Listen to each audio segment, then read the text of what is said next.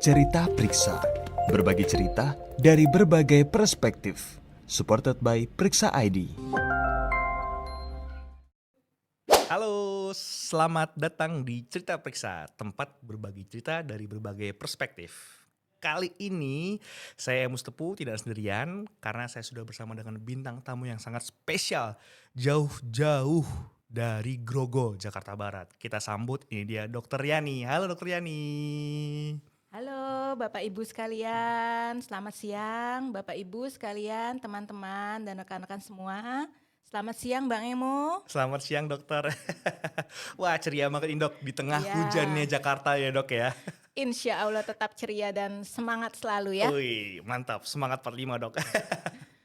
Kesini naik apa dokter? Tadi saya naik transportasi online, kebetulan saya naik KRL dari Jakarta Barat menuju Jakarta Timur, ujung ke ujung. Luar biasa nih, respect apa pengguna moda transportasi umum luar biasa, tidak membuat Jakarta berpolusi ya dok ya. Ya betul, harus begitu ya Bang Emo ya. Betul dokter, harus support terus. Dokter, ini kita akan membahas tentang episode yang cukup menarik nih dokter, tentang diabetes, yaitu diagnosis laboratorium dan pemantauan diabetes mellitus. Mungkin dokter, saya kan orang awam nih dok ya, taunya diabetes tuh penyakit gula begitu. Diabetes itu ada berbagai macam nggak sih dok? Karena kan ini kan dibilang diabetes mellitus, apakah ada diabetes lainnya juga? Oke, tapi tadi saya belum perkenalan ya. Oh iya belum dokter. Belum, perkenalan sekarang boleh? Boleh ya, nggak boleh apa-apa dokter. ya Iya, Bang iya. Emo ya. Sorry dokter, saya lupa dokter. Gak apa-apa.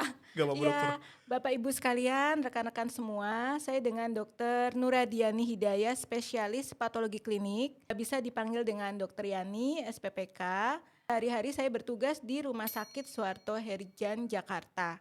Jadi Rumah Sakit Suharto Herjan, Jakarta ini lokasinya itu di Jalan Prof. Dr. Latumenten nomor 1 Jakarta Barat, samping Stasiun Grogol persis. Nah, di situ ada Rumah Sakit Suharto Herjan Jakarta. Sebelumnya memang rumah sakit ini terkenal dengan nama Rumah Sakit Jiwa Grogol atau Rumah Sakit Jiwa Suharto Herjan. Oke. Ya, tapi seiring dengan perkembangan waktu, kemudian juga arahan dari Kementerian Kesehatan, karena memang Rumah Sakit Suharto Herjan Jakarta ini bagian dari Rumah Sakit Vertikal Kemenkes. Jadi memang dari Kementerian Kesehatan itu menyarankan bagi rumah sakit vertikal yang ada di bawah Kemenkes dengan layanan kekhususan itu mulai bisa mengembangkan layanan umumnya. Jadi tidak hanya berkembang di salah satu bidang saja, tapi bisa di bidang-bidang yang lain. Oke, luar biasa dokter. Terima kasih loh dokter perkenalannya. Jadi orang-orang tahu juga nih, kalau dulu taunya RSJ, sekarang taunya RS Suharto Herjan, betul ya dok ya? Betul. Persis di samping stasiun KRL Grogol, betul ya dok ya? Betul. Jadi di Rumah Sakit Suharto Herjan Jakarta ini sekarang kita masih melayani pasien-pasien psikiatri atau pasien-pasien dengan mental health. Namun juga kita sudah ada layanan umum, jadi untuk kesehatan umum seperti poli penyakit dalam, poli anak, poli saraf, kemudian IGD umum dan juga ICU kita sudah ada juga, ada poli maupun rawat inapnya, dan tentu saja juga ada layanan laboratorium dan radiologinya juga sudah oke semua. Mantap, luar biasa dokter. Di tahun berapa sih dok berubah nama dok, kalau boleh tahu dok, dari RSJ ke RS Suharto Herjan? Ya, kita memang baru berubah nama di tahun 2024 ini. Iya betul. Bulannya saya kurang hafal tepatnya, tapi memang sudah sekitar 6-8 bulan. Namun untuk perkembangan layanan umumnya dari 2 bulan terakhir ini. Siap, ya. Alhamdulillah luar biasa dokter. Tadi dokter bilang soal lab ya dok ya? Ya, Lab betul. yang di sana ada apa aja dok, kalau boleh tahu dok? Laboratoriumnya? Iya. Ya, laboratoriumnya kita juga sudah cukup lengkap juga Bang Emo. Jadi kita ada pemeriksaan hematologi, itu untuk melakukan pemeriksaan seperti HB, hemoglobin, jumlah leukosit, trombosit. Kemudian juga ada pemeriksaan hemostasis atau koagulasi. Terus ada pemeriksaan kimia klinik termasuk fungsi hati, fungsi ginjal, fungsi jantung, dan juga pemeriksaan imunologi, hormon tiroid, dan hormonal yang lain, marker hormon yang lain, marker tumor. Kemudian juga ada pemeriksaan urinalisa Dan juga ada pemeriksaan screening nafsa juga kami juga ada, serta pemeriksaan-pemeriksaan yang lain. Jadi sudah lengkap untuk laboratoriumnya. Alhamdulillah lengkap banget dok ya. Kalau misalnya untuk tes diabetes itu nama labnya apa dok kalau boleh tahu dok? Untuk ini ya, jadi tadi balik lagi ke yang pertama ya, Iya pertanyaan bener dok, pertama. yang pertama dok. Pertanyaan pertama itu terkait dengan apa nih, tipe diabetes mellitus. Iya diabetes pemeriksaan tuh, labnya, iya diabetes tuh sebenarnya tipenya ada apa aja sih dok begitu? Oke, jadi memang diabetes mellitus itu ada beberapa tipe. Jadi Bang Emo, jadi diabetes mellitus itu merupakan suatu kelainan atau penyakit metabolik yang ditandai dengan hiperglikemi atau peningkatan kadar glukosa di dalam darah. Penyebabnya itu bisa disebabkan karena penurunan sekresi insulin oleh pankreas, atau juga bisa disebabkan oleh penurunan fungsi kerja insulin. Jadi insulinnya ada tapi kerja insulinnya tidak optimal, dan juga bisa disebabkan karena kedua faktor ini. Jadi bisa karena penurunan sekresi dan bisa juga disebabkan karena gangguan fungsi kerja insulin. Oke. Itu pengertian diabetes. Oke. Tipenya, tipe diabetes mellitus itu ada beberapa. Jadi ada diabetes mellitus tipe 1. Tipe 1. Tipe 1. Ya. Tipe 1 ini, diabetes mellitusnya ini merupakan suatu kelainan metabolik yang ditandai dengan hiperglikemi. Namun pada DM tipe 1 ini terjadi autoimun. Jadi pada autoimun ini merusak sel beta pankreas. Ya, jadi padahal kan sel beta pankreas itu memproduksi insulin. Iya. Dengan kerusakan atau dengan kerusakan atau defek pada sel beta pankreas ini menyebabkan produksi insulinnya ini pada DM tipe 1 itu rendah atau justru malah sangat minim, bahkan bisa tidak diproduksi sama sekali, yang disebut dengan defisiensi insulin absolut. Itu bisa mengarah ke sana untuk DM tipe 1. Ya, dan perjalanan penyakitnya juga cukup progresif, biasanya terjadi pada anak-anak. Oh, oke. Oke. Ya. Bisa berarti jadi dari anak-anak pun juga bisa terkena diabetes sebenarnya dok ya. Semua bisa ya kena dok ya. Bisa. Jadi anak-anak memang terkena diabetes mellitus tipe 1 itu karena adanya gangguan sistem autoimun, yaitu penurunan sekresi insulin ya. Jadi memang kadar gula darahnya di dalam tubuhnya itu tetap tinggi karena tidak ada insulin yang akan memetabolisme atau merangsang pengambilan glukosa dari darah ke jaringan perifer atau otot. Itu tapi dalam kondisinya saat ini sekarang itu anak-anak itu tidak hanya menderita DM tipe 1 saja. Jadi pada saat ini karena mungkin pola hidup yang tidak sehat, terlalu banyak makan gula atau karbohidrat, mungkin juga kurang aktivitas ya karena terlalu banyak gadget. Itu juga pada anak-anak dan remaja, anak dan remaja itu juga memiliki resiko untuk terkena penyakit DM tipe 2. Oke. Berarti gejala awalnya apa sih dok? Kalau untuk anak-anak sama orang dewasa bedanya di mana nih dok? Gejala awal diabetes gitu. Ya. Karena kan kalau yang saya tahu biasanya luka nggak kering-kering. Nah itu apakah ada gejala lain dok awal-awal? Ya, jadi kan tadi ada tuh diabetes mellitus tipe 1. Ya. Ya, sering menyerang pada anak-anak. Oke. Kemudian ada lagi diabetes mellitus tipe 2. Ya. Ya, tipe 2 itu merupakan suatu kelainan metabolik ditandai dengan peningkatan kadar glukosa darah atau hiperglikemi. Namun ini disebabkan lebih karena terjadinya resistensi insulin. Jadi insulinnya tetap diproduksi, tetap diproduksi oleh sel beta pankreas. Namun oleh karena gaya hidup yang tidak sehat, seperti terlalu banyak makan karbohidrat, kemudian juga pada pasien-pasien dengan obesitas. Nah, dengan kondisi seperti itu lama-kelamaan fungsi kerja insulin itu terganggu dan menyebabkan kerja insulin juga tidak maksimal dalam memetabolisme glukosa menjadi energi. Jadi glukosa dalam darah kita itu tinggi. Dan ini lebih banyak menyerang kepada pasien dewasa karena faktor gaya hidup tadi. Ya, Oke. tuh. Gejala Gejalanya, awalnya apa aja tuh dok biasanya? gejala awalnya jadi pada DM itu ada yang disebut dengan gejala klasik ya, gejala Klasik. klasik. Ya, gejala klasik itu ada yang disebut dengan poliuri. Jadi pasiennya itu sering pengen berkemih, kemudian cepat Oh, lapar, kemudian juga cepat haus. Itu untuk gejala klasiknya. Namun juga ada gejala-gejala yang lain, gejala klinis dari DM, diabetes itu yaitu, ya tadi yang Bang Emo sebut tadi, luka, luka ya suka dok ya? sembuh tuh kalau, lukanya lama sembuh kalau misalnya terkena infeksi ya, nggak Ya. sembuh-sembuh. Terus pandangan mata kabur, pandangan Oh, mata kabur, kemudian juga, cepat ngantuk, itu merupakan salah satu juga tanda dari gejala diabetes. Tapi kan ini belum pasti ya, harus iya. dilakukan pemeriksaan lab juga. Iya, Ya, iya. Oke, dok. Tadi mhm, menarik sih dok, mhm. tentang yang apa, luka nggak sembuh-sembuh gitu. Tadi saya mau nanya sih dok, kalau lukanya yang nggak sembuh di hati itu gimana dok? Itu Nah itu diabetes juga nggak dok? waduh itu apa tuh? Luka hepatikum.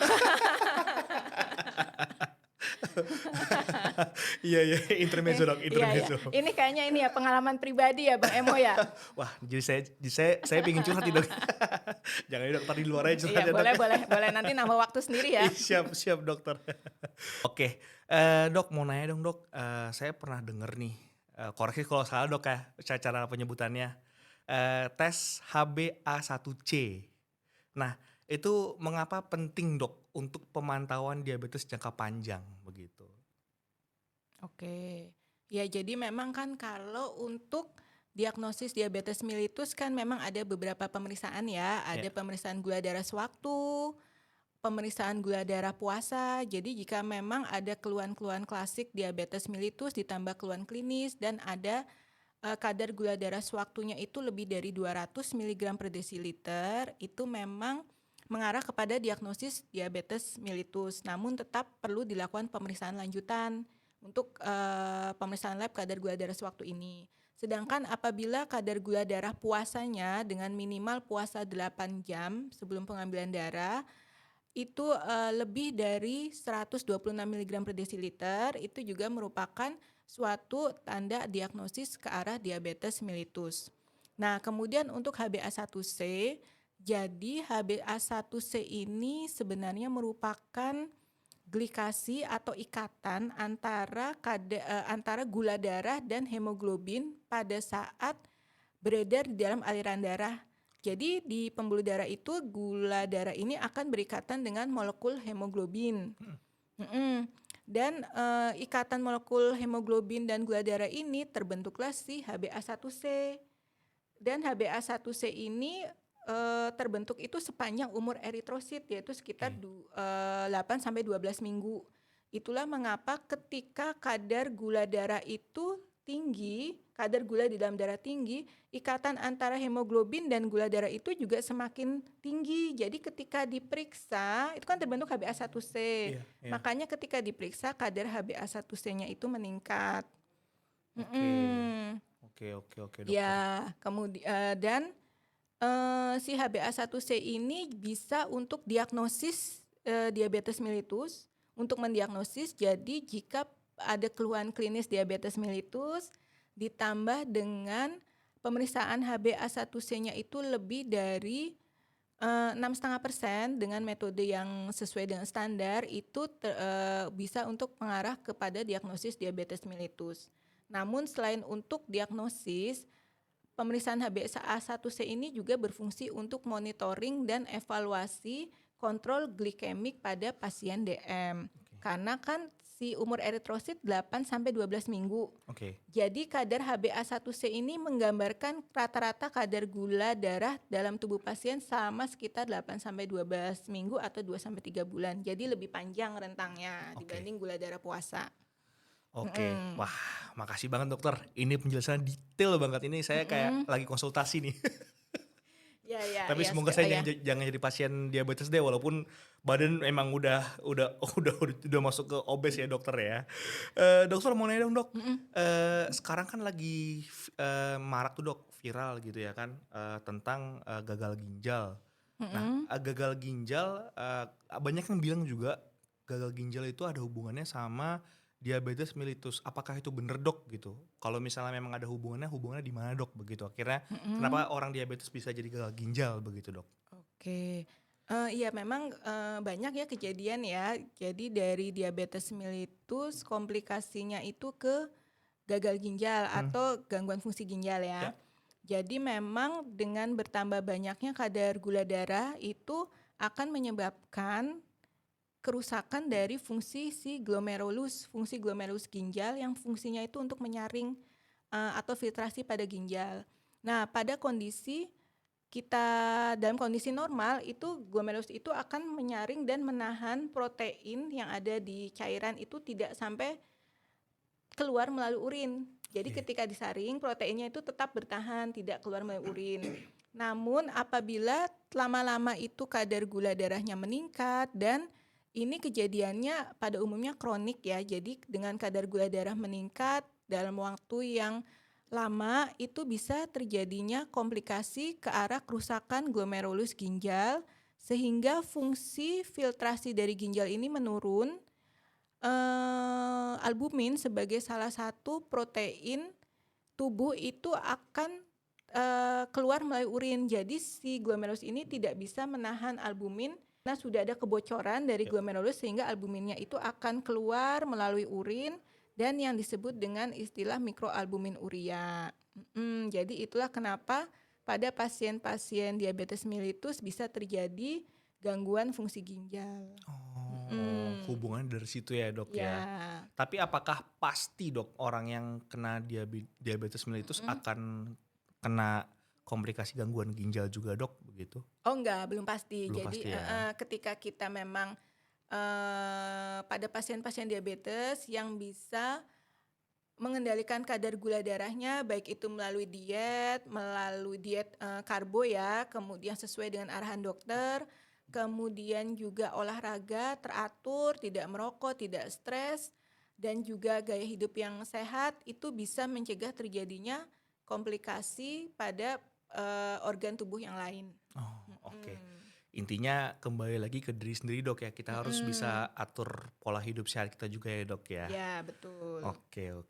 Ini teguran nih buat saya dan teman-teman yang lainnya yang nonton di Cerita Periksa nih ya. Teman-teman ingat ya harus diatur pola hidup sehatnya. Dokter, mau nanya dong dok, ini ada pertanyaan dari followers kita nih dok. Seberapa sering sih dokter pasien diabetes harus kontrol untuk check up lab begitu dok, pemeriksaan lab begitu. Seberapa seringkah Mm-mm. dianjurkannya begitu? Ya, untuk pasien yang diabetes ya, Mm-mm. ya. Jadi memang ketika sudah terdiagnosis dengan diabetes mellitus, pastikan dokter akan memberi obat, kemudian menyarankan untuk modifikasi gaya hidup yang lebih sehat dan kontrol teratur. Nah, dari arahan dokter tersebut biasanya juga ketika sudah diberi terapi obat antidiabetik, kemudian juga supaya memperbaiki gaya hidup, dokter juga pasti akan menyarankan untuk pemeriksaan laboratorium untuk mengetahui sejauh mana keberhasilan efektivitas terapi dan juga sejauh mana penurunan dari kadar gula darah tubuh. Ya. Mm, Dan pada umumnya itu akan disarankan kepada penderita diabetes mellitus yang kadar gula darahnya itu dan HbA1c-nya itu terkontrol, itu kontrol cek laboratoriumnya itu sekitar 4 sampai 6 bulan. Rata-rata 6 bulan kalau sudah terkontrol Oh, ya. Namun apabila masih belum kondisi terkontrol, kadar gula darahnya masih tinggi, HbA1c-nya juga masih tinggi, itu pada umumnya akan disarankan untuk pemeriksaan laboratorium untuk evaluasi, untuk monitoring itu per 3 bulan. oke Ya, dokter. Jadi memang harus berbulan-bulan dok ya, dan sekali lagi tergantung dari kondisi kondisi ya. klinis. Ya, kalau Oke. misalnya ada keluhan yang mendadak tiba-tiba seperti lemas, mungkin karena efek terapi ya, sehingga Ya. terjadi hipoglikemi. Lah itu bisa belum 3 bulan sudah disarankan cek lab juga bisa. Iya, jadi tergantung Oh. kondisi klinis Ya, pasien. sekali lagi Apakah, tergantung kondisi pasiennya dok ya. ya, Baik dokter. seberapa akurat dok Mm-mm. pemeriksaan lab itu dalam memprediksi risiko komplikasi? Ya.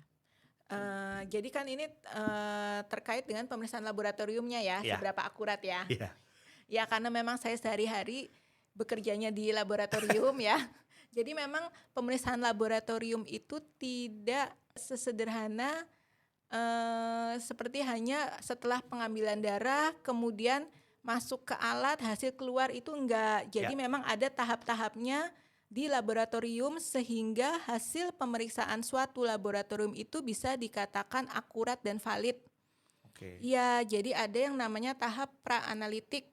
Pra-analitik ini tahap di mana apa saja yang harus dilakukan oleh laboratorium sebelum pemeriksaan spesimen masuk ke dalam alat.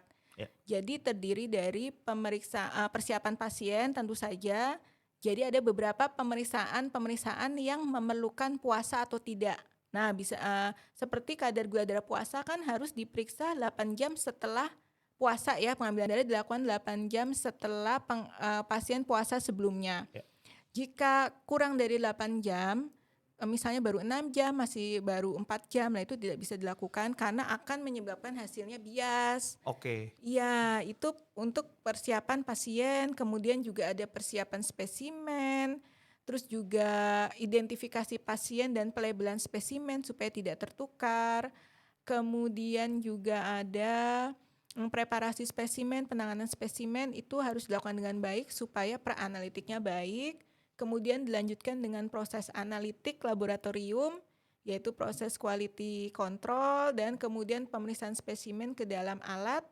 Itu harus sesuai dengan standar atau SOP sehingga dihasilkan hasil lab yang akurat dan valid. Kemudian yang terakhir adalah input hasil laboratorium dan validasi hasil. Ini juga yang disebut dengan pasca analitik. Jadi ada pra-analitik, analitik, dan pasca analitik itu ketiganya saling terkait, harus diperhatikan dengan baik supaya hasilnya akurat. Kemudian selain itu juga ditunjang dengan pemeliharaan dan maintenance alat laboratorium yang secara teratur, kalibrasi alat juga secara teratur periodik. Nah, itu dapat dihasilkan laboratorium yang bermutu dan berkualitas. baik, Mm. baik dokter. Kalau tadi menarik sih dok, tadi dokter ada bilang soal puasa, di Mm-mm. mana puasa itu sangat-sangat mempengaruhi bias atau tidaknya hasil lab. Mm-mm. Itu kan termasuk dalam kendala dok ya. Apa ada lagi nggak dok kendala-kendala lainnya yang sering dialami oleh baik itu pasien atau tenaga medis yang ngetes begitu untuk tes lab si diabetes ini dok? Eh, Tadi ya puasa tuh. Mm-mm. Seharusnya kan pasien puasa minimal 8 jam. Iya, Tapi pasien ya bohong. mungkin bohong jadi 6 jam atau 4 jam. Masih alhamdulillah kalau pasien nyampein ya. Kadang ada pasien yang bilang, "Saya baru puasa 6 jam nih, Dok." Apa 6 jam ini, Bu, ke tim laboratorium yang lain. Biasanya nanti akan kita edukasi supaya menambah durasi puasanya. Nanti 2 jam baru dilakukan pemeriksaan ulang. Dilakukan pemeriksaan laboratorium kembali. Jadi puasanya ditambah 2 jam. Nah, kadang ada juga yang datang sudah berpuasa sangat lama, misalnya harusnya hanya 8 sampai 10 jam untuk pemeriksaan kadar gula darah. Puasa pasiennya ini atau orang yang bersangkutan puasanya itu sampai 15 jam. Itu ada Waduh. juga. Lah itu biasanya memang kita edukasi, saya minta persetujuan pasien, kita edukasi, mohon maaf kita belum bisa melakukan pemeriksaan pada hari ini karena puasanya terlalu lama dapat menyebabkan bias pada hasil pemeriksaan. Dimohon datang kembali di lain waktu. Oh, oke, berarti bisa ada penundaan untuk pemeriksaan lab ya dok ya? Iya, dengan catatan pasiennya minimal puasa dengan syarat waktu yang sudah kami tentukan. Oke, Ya, betul. baik baik dokter. Karena kan apa ya namanya puasa dok ya, menahan lapar kan. Ada yang tiba-tiba dia kayak saya orangnya laparan. Jadi susah untuk menahan lapar begitu dok. Cuman kita boleh tanya sedikit dok, kita callback lagi ke soal diabetes. Ini kan ada pengaruh gaya hidup juga dok. Boleh tolong dijelasin dok, mungkin dikasih informasi ke kita juga. Sebenarnya langkah awal untuk menghindari diabetes nih apa sih dok? Selain tadi kan tidak boleh makan karbo berlebihan, gula berlebihan, atau mungkin ada olahraga yang memang cocok untuk orang yang supaya nggak diabetes begitu misalnya. Nah, itu ada nggak dok kira-kira dok? Kalau untuk pencegahan diabetes ya, Iya. kalau diabetes tipe 1 itu kan memang karena autoimun ya. Mm-mm.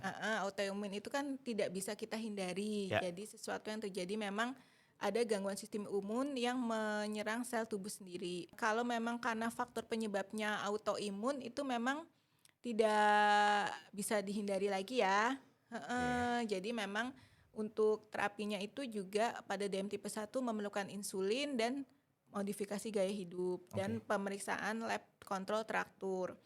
Nah, untuk yang DM tipe 2 ini sebenarnya yang bisa dicegah pada beberapa faktor resiko. Misalnya kalau pada faktor-faktor resiko pada pasien yang yaitu pasien yang kurang olahraga, kemudian pasien-pasien yang sering merokok, gaya hidupnya tidak sehat. Nah, itu sebenarnya bisa diperbaiki dari awal, dicegah dari awal, dan jangan lupa kontrol rutin ke laboratorium untuk periksa lab, walaupun mungkin belum ada indikasi ke arah sakit, tapi deteksi lebih awal itu lebih baik supaya untuk menghindari terjadinya komplikasi yang lebih jelek. Nih quotes hari ini nih dari Dokter Yani nih.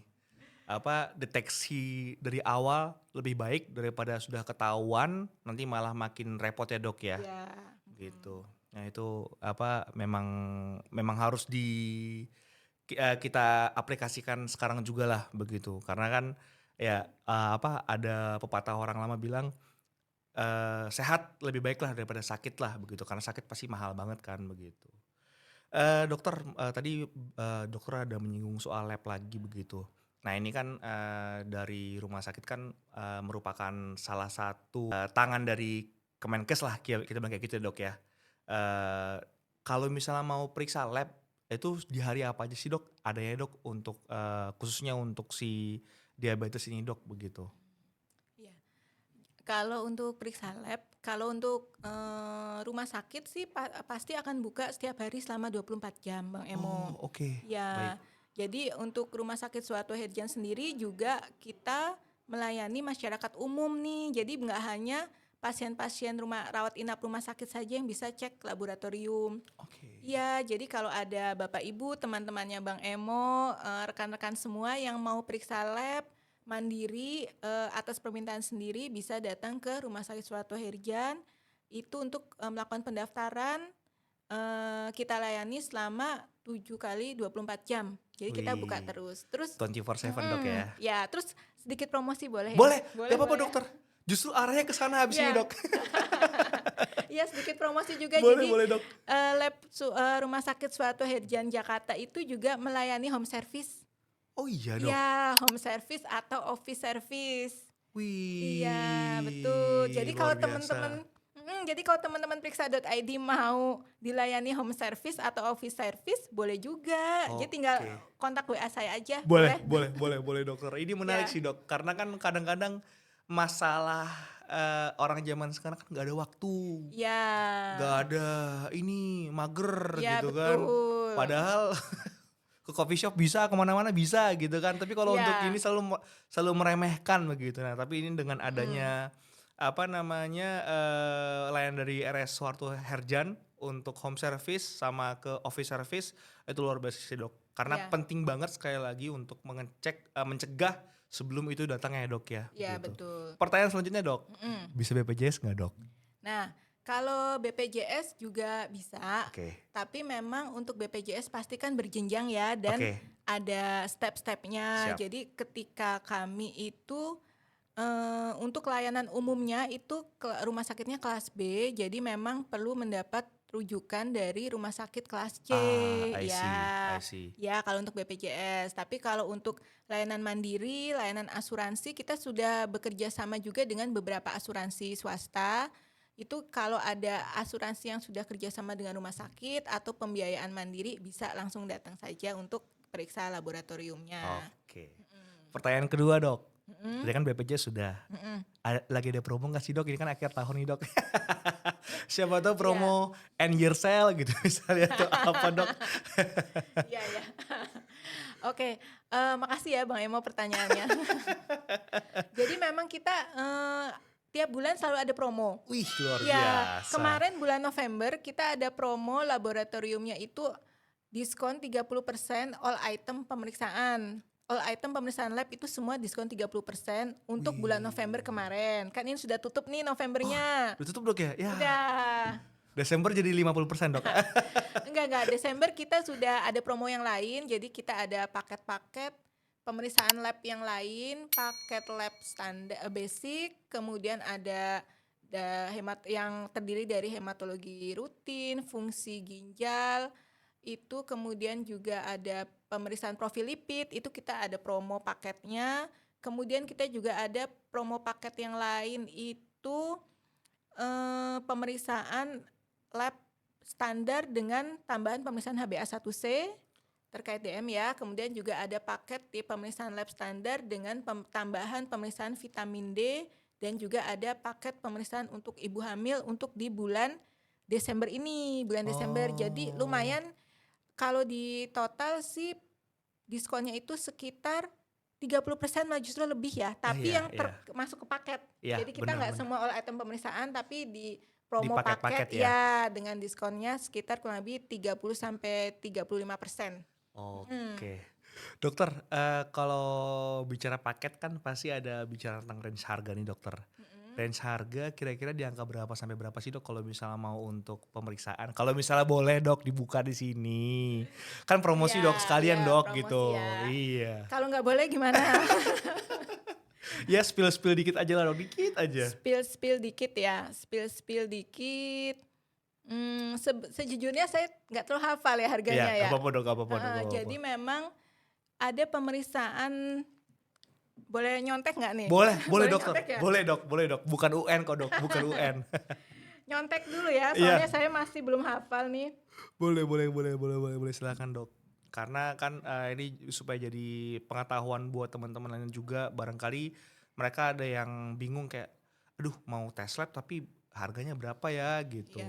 Ya Kadang kan? juga ada yang bingung mau pemeriksaan lab tapi belum tahu apa yang mau diperiksakan, Bang Emo. Itu dia ada. dokter. Jadi mungkin di sini dengan edukasi dokter semua jadi paham nih dok begitu.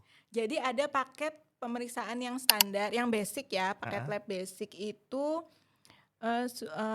pemeriksaan hematologi lengkap, kadar glukosa darah puasa, fungsi ginjal, kemudian profil lipid. Ya, kemudian ada paket lab standar dengan HbA1c dan pemeriksaan ini juga lebih lengkap ya, itu sekitar 800.000 plus, 800.000 plus. Kemudian juga ada yang paket lab standar dengan vitamin D25OH itu 900.000 plus. Oke. Nanti kan kita selalu bikin leaflet ya, nanti pasti akan kita share juga di medsos atau medsosnya rumah sakit. Betul dokter. Karena gini dok, kenapa tadi saya nanya harga? Sebenarnya pengen mengedukasi teman-teman juga sih. Lebih baik kita keluar ya 400-900 ribu daripada keluar lebih mahal lagi di akhir. Ya kan betul kan dokter kan? Malah makin keluar banyak biaya, makin repot. Jadi lebih baik kita di awal mencegah, kita tahu duluan ada apa dalam tubuh kita. Ketika kita tahu cara mencegahnya, niscaya pasti akan sehat-sehat terus ya dok ya. Betul. Gitu. Insya Allah sih dengan tarif paket ini kita sudah mencari perbandingan juga ya dengan vaskes yang lain.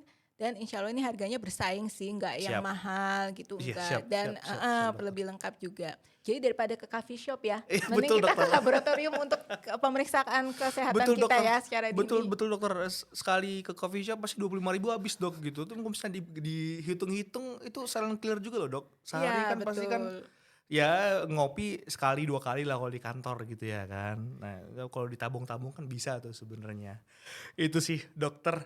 Pertanyaan bukan pertanyaan terakhir sih dok, tapi lebih ke arah kayak apa sih dok saran atau ajakan untuk teman-teman terutama generasi muda yang jadi generasi penerus supaya bisa menghindari si diabetes mellitus ini dok begitu. Apakah ada saran atau ada kiat-kiat begitu? Karena kan dokter lebih senior nih dok gitu.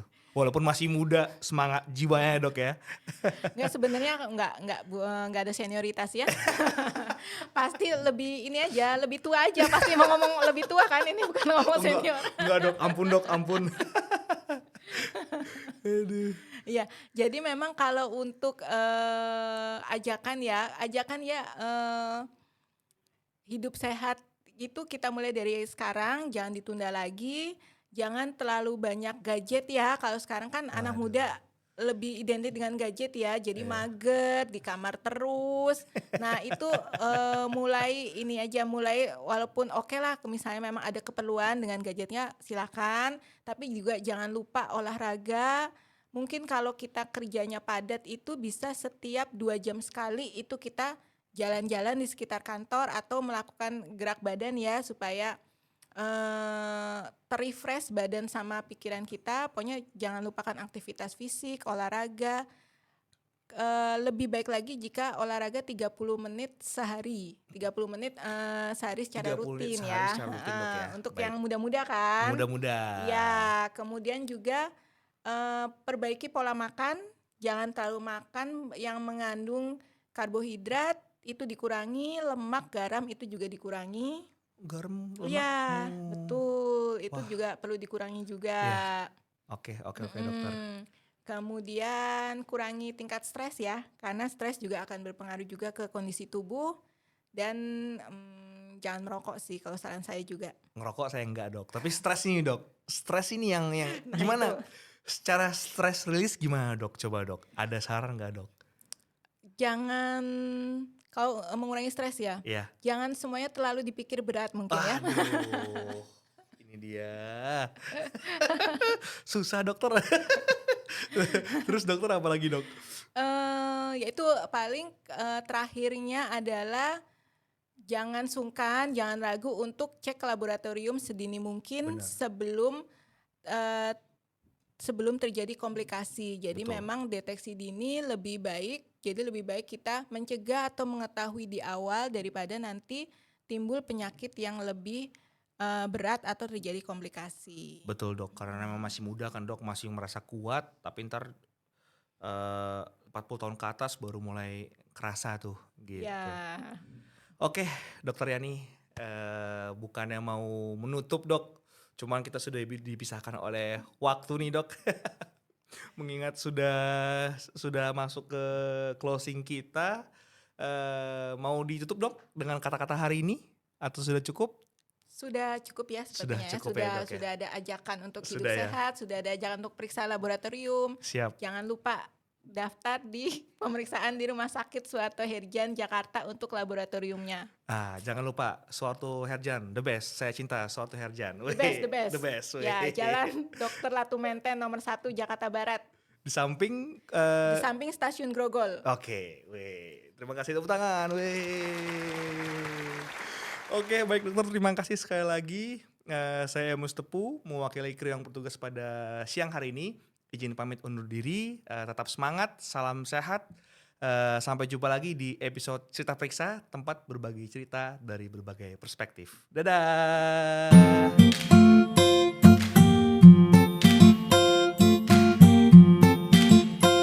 Cerita Periksa, berbagi cerita dari berbagai perspektif. Supported by Periksa ID.